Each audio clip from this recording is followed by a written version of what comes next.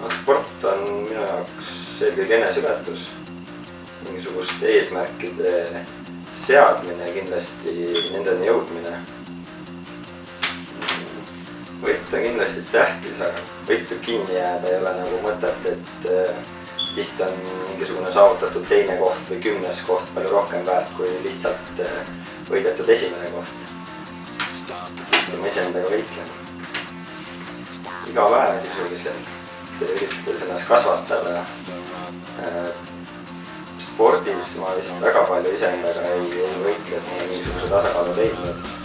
Mind on eelkõige motiveerinud need sõbrad, kes on seal Veemoto juures.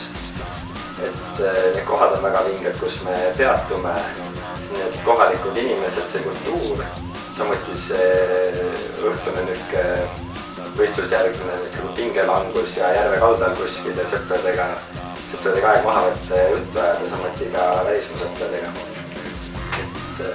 Samuti ka see, et kui ma Tartus klubi, kus mul on võimalik olla, samamoodi tihtilt aega veeta, mitte ainult Veemotoga tegeleda, aga kas muus suunas areneda, ma arvan, et neil on täpselt need, mis on Veemoto juures nii oluline. Kirjelda või näita enda võidujoostust.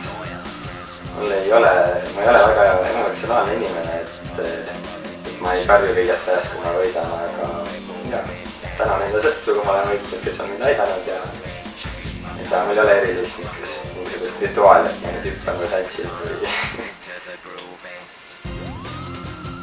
ma ei unista väga palju. Unistused on millegipärast, nad ei lähe täide, eesmärgid lähevad täide, aga mul ei ole mingeid suuri unistusi. Loomulikult oleks mingis vormel 1 oleks see, kuhu jõuda Veemotos. Veemotos on samamoodi nagu autovormelis, et auto võidusõidus on vormel number 1 ja samamoodi on Veemotos. See on see, aga rohkem spordivaalalt mul praegu unistusi ei ole.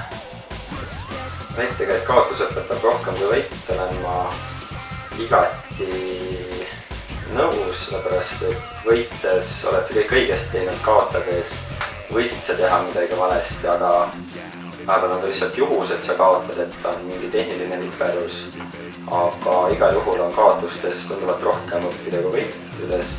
Samas võib olla, et analüüsi seda, et kui palju sa võitsid, kas oleks võinud rohkem võita, kas sa tegid ka esikohal olles kõike nii nagu teoorias õige oleks.